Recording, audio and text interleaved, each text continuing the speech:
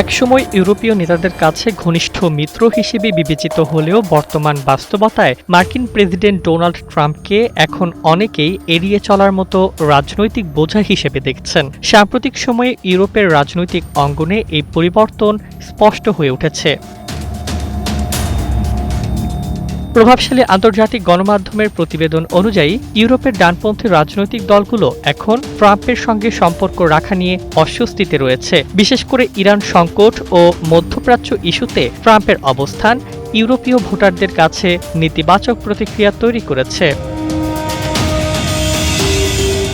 ফ্রান্সে অনুষ্ঠিত হরমুজ প্রণালী সুরক্ষা সম্মেলনে বিশ্ব নেতাদের উপস্থিতি থাকলেও ট্রাম্পকে আমন্ত্রণ না জানানো এই দূরত্বেরই ইঙ্গিত দেয়। একই সঙ্গে বিভিন্ন ডানপন্থী দলের ভেতর থেকেও নেতাদের ট্রাম্প থেকে দূরে থাকার নির্দেশনা দেওয়া হয়েছে।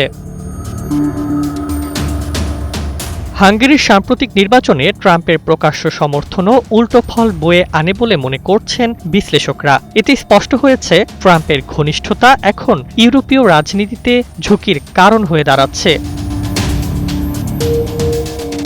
বিশ্লেষকদের মতে ইউরোপের রাজনীতিতে এটি বড় ধরনের কৌশলগত পরিবর্তন, যেখানে একসময়কার আদর্শিক মিত্রকেই এখন দূরে রাখার পথ বেছে নিচ্ছে ডানপন্থীরা।